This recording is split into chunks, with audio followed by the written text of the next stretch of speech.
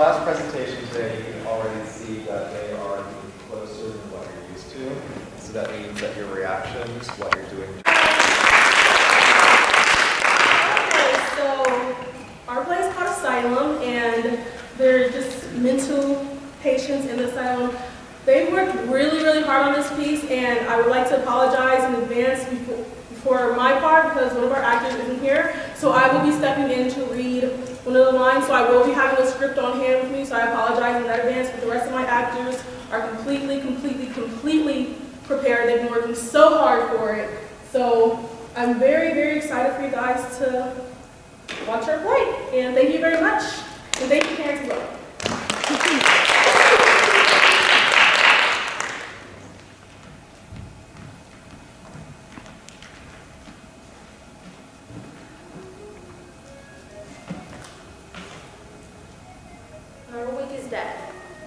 On Monday night, I heard the thud in the room. It was loud, a loud thud. I'm not sure what happened. Her door was shut. I didn't open that. I respect her privacy. I was sitting on the sofa when I heard the thud. I asked her if anything was wrong. She didn't answer, not a word.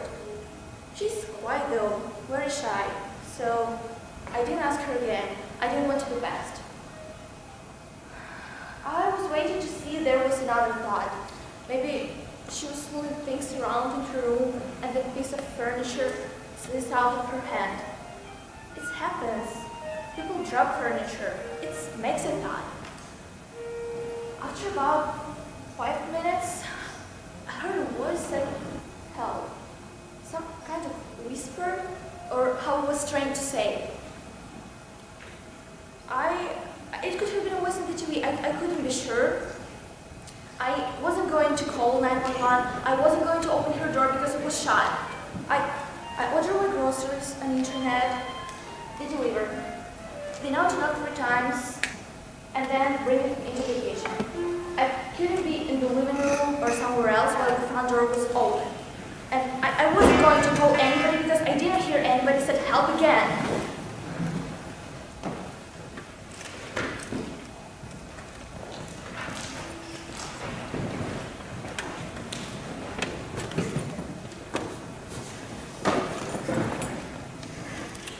I hate the nurse right here. The young one, with sedation, I hate her. Yesterday, she slapped me across the face. Across the face. All said was, I didn't want to take the dang pill. Really? That's all I said. And she slapped me. Next time, I'll be ready. I'll leave teeth marks on her hand. I've been practicing.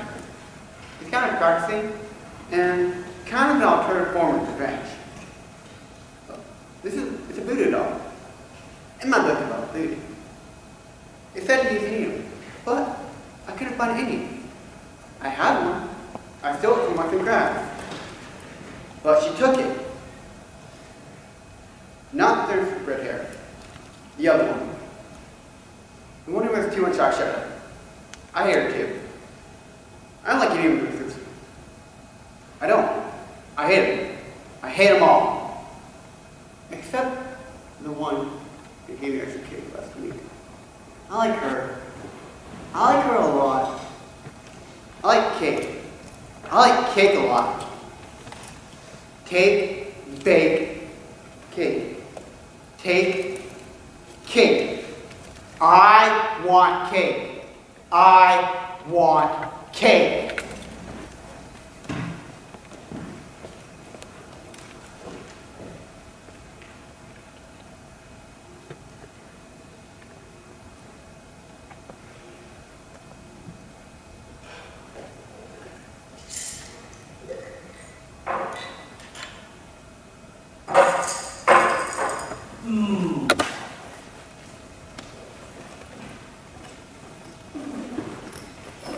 My boss doesn't wash his hands after he uses the restroom. That's not speculation. It's a fact. I've had my suspicions about it for a while. I suspected. I presumed. My office is right across from the men's room. I can hear what goes on in there. I know when somebody runs water, and I can hear when somebody uses the air dryer. And my boss never runs water, and he never uses the hand dryer. and I've never seen him use hand sanitizer. Just the other day, he reached into the candy jar on my desk. He dug his hands into my M&Ms, his unwashed, undried, unclean hands, and he looked at me and said, And it's not the first time he's done it. He's violated my candy jar too many times to count, and every time I throw away the M&Ms, I will not have unclean candy sitting on my desk. That's how it happened, you know. The pregnancy, not from the unclean candy, no. It was an immaculate conception. He didn't touch me, but he had unclean thoughts about me, and I became pregnant. 11 months ago, that's when it happened. 11 months is a long time to be pregnant. Babies are supposed to come out after 10 months. Some people tell you it's 9 months, but they lie. They lie about washing their hands, and they lie about liking your dress, and they lie about how long you're supposed to be pregnant before the baby comes out. It's due any day now. At least, I hope it's a baby that comes out, and not a giant M&M.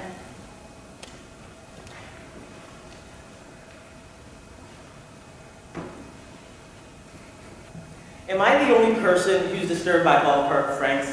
I don't like food that plumps when I cook them. I don't like any food that plumps. If they put a chemical inside plumping food to make it plump, when does it deflate? It has to unplump sometime, or else everyone who's ever eaten a ballpark frank would look like a balloon in the Macy's Thanksgiving Day Parade. Eventually our skin would snap and the stuffing would fly out everywhere.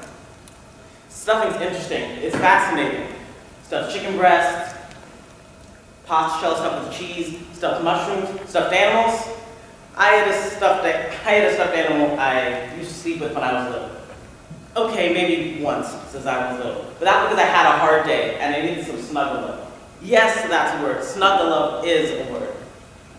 My sister has a bunch of stuffed teddy bears. I think they are I don't think they're actual teddy bears in the wilderness called teddy bears. I think what makes a teddy bear is that it's a stuffed animal bear. The stuffing was red, so it looked like blood, which I thought was very appropriate. Wait, I'm getting ahead of myself. See, I always wanted to be a surgeon, so we used to do operations on my sister's teddy bears. But it was the first one I get into that had the red stuffing. Most of the other ones were brown or light blue.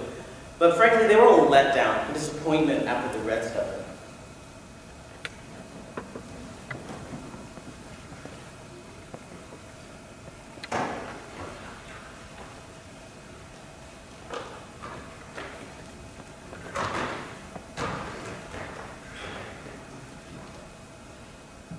We were driving along and everything was fine. I was driving. Caroline and Marcy, they're my friends, were with me.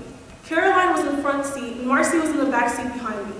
Marcy's friend, Michelle, was sitting behind Caroline. We weren't drinking, we were driving along and talking. We weren't doing anything crazy, I wasn't driving recklessly. It was raining, so I was being extra safe. I'm a good driver. I am a good driver. So we were driving along and Caroline was putting on some lip gloss. And Michelle started screaming, "I'm allergic to strawberries." And Caroline was like, "It's lip gloss. It's strawberry lip gloss. It's not like I'm smearing strawberries all over my face." But Michelle kept screaming, "I'm allergic to strawberries. I'm allergic to strawberries." The windshield wipers were going back and forth and Michelle was screaming and Caroline was trying to calm her down. And Marcy was growling like a dog. And I was like, "Shut up." It started raining harder. Michelle was hyperventilating in the back seat. I looked in my rearview mirror to make sure she wasn't passing out or anything. And we started sliding off the road. The car hydroplaned. Hydroplane. It sounds like it ought to be a plane that lands on water. The ones that have pontoons. Pontoons, like pawns set to music. Pontoons. What was I saying again? Pontoons. Hydroplanes. The car hydroplaned. We hit a telephone pole and spin around. That's what they said. The people in the car behind me. I don't remember what happened. I blacked out. When I woke up, I was laying in a puddle. I was all wet. I don't like being in wet clothes. They didn't wake up. Caroline, Marcy, or Michelle. They didn't wake up. We were all wearing our seatbelt, but mine popped open and I flew out of my car. I was ejected. Ejected. I was ejected, but they weren't. They got crushed. Plus, Caroline kind of got impaled by a mile marker.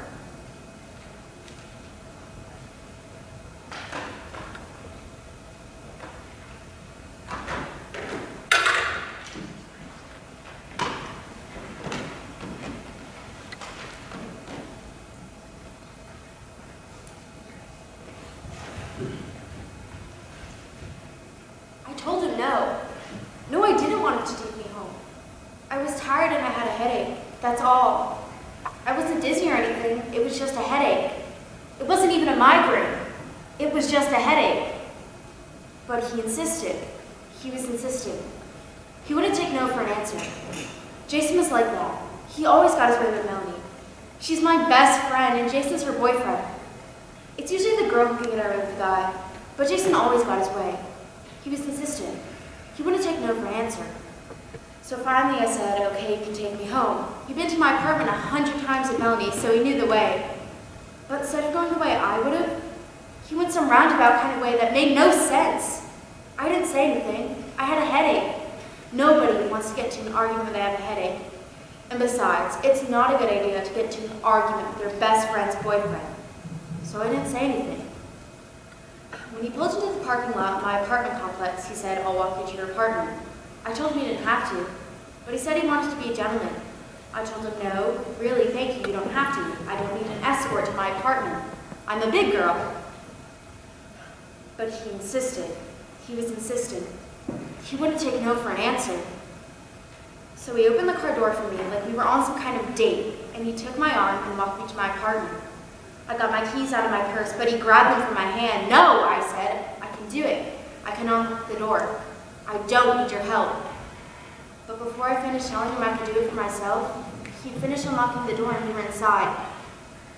And he was insistent. He wouldn't take no for an answer.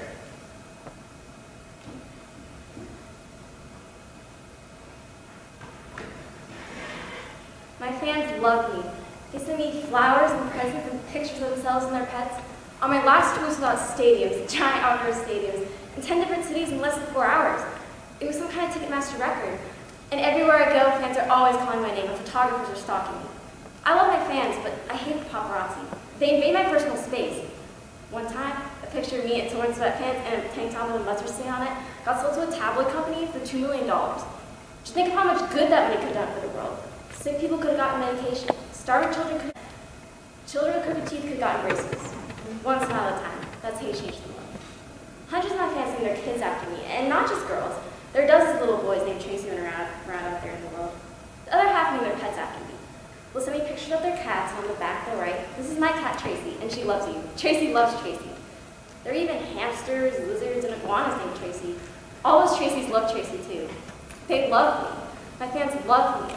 I have an international website for me and my music. It gets thousands of hits every day. People from all over the world visit my website. I'm not just a star in the United States. I'm an international star. I'm an international star with fans all over the world, and they love me. My fans love me. They send me flowers and presents and pictures of themselves and their pets. On my last tour, we sold out stadiums, giant outdoor stadiums, in 10 different cities in less than 4 hours. And everywhere I go, fans are always calling my name. Do you know where my house is? If I tell you my address, can you tell me where my house is? It's green. My house. It's green and there's a tree in front of it. It's a tree in front of it with purple flowers and purple flowers that are kind of orange colored. I've got to get back home.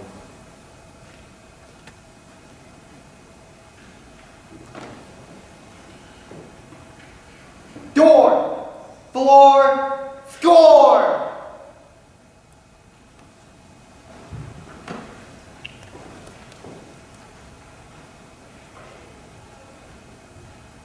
And everywhere I go, fans are always calling my name. Tracy, Tracy, Tracy. It was some kind of Ticketmaster record. So, Marsha. Do you hear that? My name isn't Marsha. Someone's name is Marsha. We sold out stadiums in 10 different cities in less than 4 hours. So what? Big deal. Who cares? My fans love me. They send me flowers and presents and pictures of themselves and their pets. Here, kitty, kitty, sit, Fido, sit. Roll over, arf, yeah. My fans love me. They love me. We love you.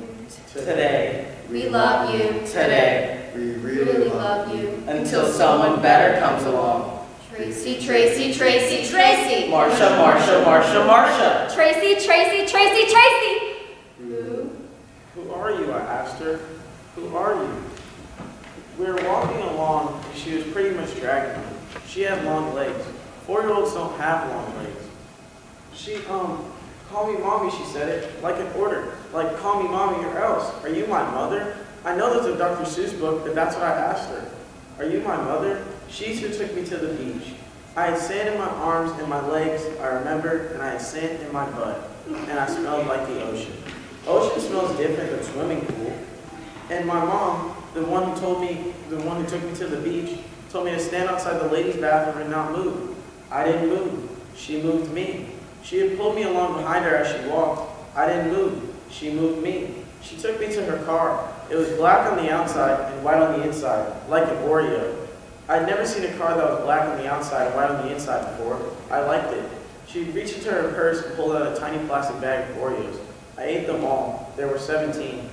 I'm 17 now, but when I ate the 17 Oreos in the Oreo car, I was only 4. She had drove me all the way to Las Vegas and all the lights were on. I liked it. I had met my new dad. My old dad wasn't so nice. He farted a lot. That's not what made him not nice, but I remember. They changed my hair color to brown. My old hair color was blonde, and I liked the brown better. They also changed my name to Tim. And my old name was George, and George is a curious monkey, not a boy. I've got to get back home.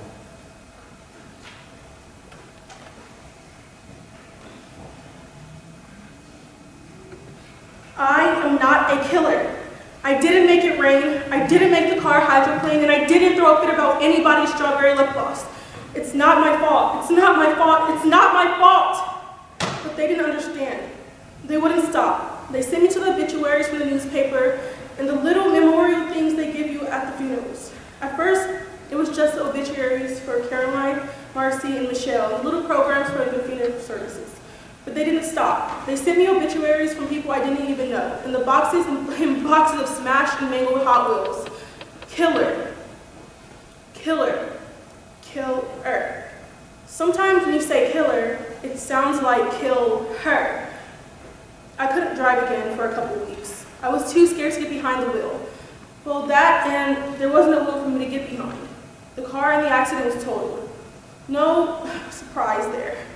When the check came for the insurance company came, I went out and bought another car, a new one, bright red. It was beautiful. The car stayed parked in the driveway for 3 days. And then it was time. It was time to drive. It was after midnight. There was something comforting about darkness, so I drove. I drove over to Michelle's family's house, and I heaved the smashed Hot Wheels through their window, and I sprayed killer on their lawn. Some little 9-year-old girl lives across the street called the police. She should have been in bed asleep, not doing neighborhood surveillance.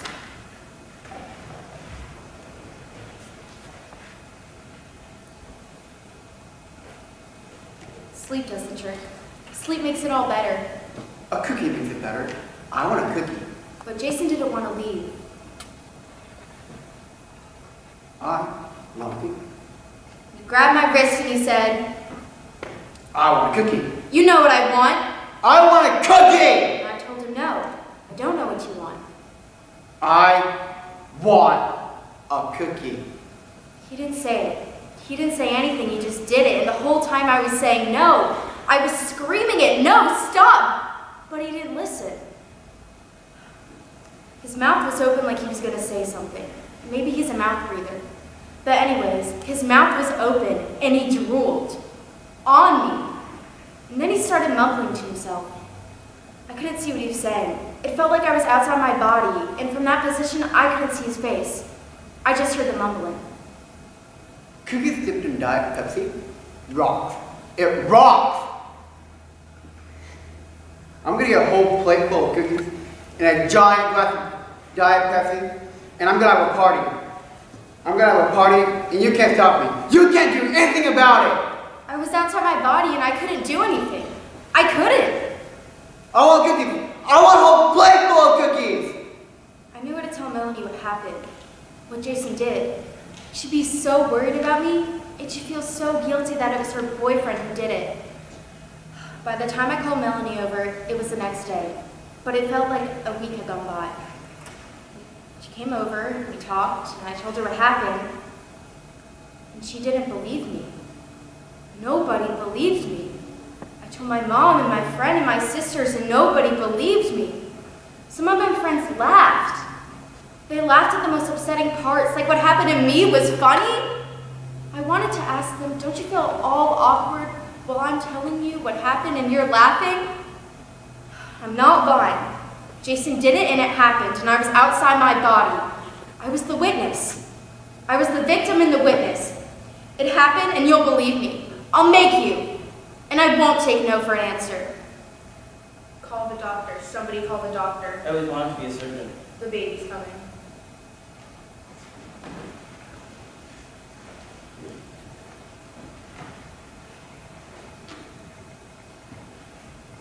I've been carrying this baby 11 months now.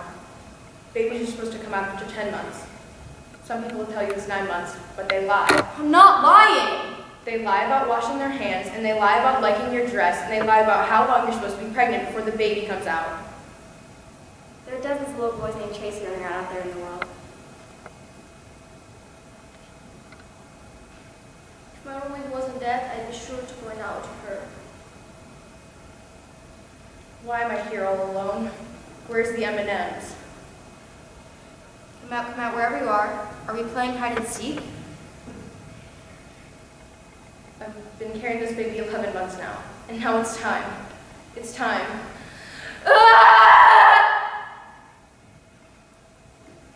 Oh no! Where's my baby? Have you seen my baby? Where's my baby? Do you have my baby? Where's my baby? If somebody has my baby, can you please give it back?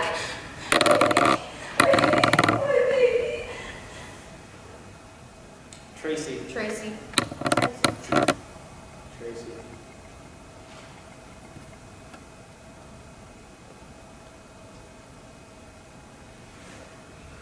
I was in a 7-Eleven the other day and I saw one of those tablets I used to be all the time. It said, has-been stars, where are they now? I looked through every single page of that magazine. Every single page. And there was no mention of me. Not a picture, not a mention of my name. Nothing. The 7-Eleven guy came by and asked what I was looking for. He must have lived under a rock and only come out to work at the 7-Eleven, so I told him, Tracy, I'm looking for Tracy. And he laughed. He laughed and he said, she had to have been a star before she could have been a has-been star. He swallowed the whole magazine. Every single page. I was surprised, really, how fast I was able to feed it to him. So was he.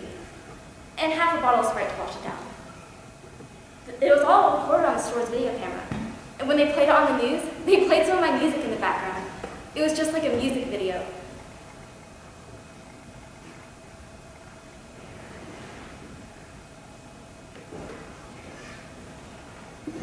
Purple is pretty. What are the founder? Pineapple was nervous. Avocados are evil.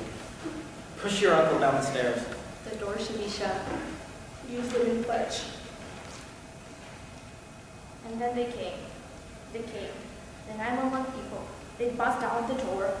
It must have been hundreds of them storming it like the army taking over the enemy village. It takes a village to raise a child. It takes a village of people to raise a child. And they came in before I could get into the bathroom. Help me. And the front door was wide open. It was open far enough for them to drive the ambulance through the door. They didn't do that, but they could.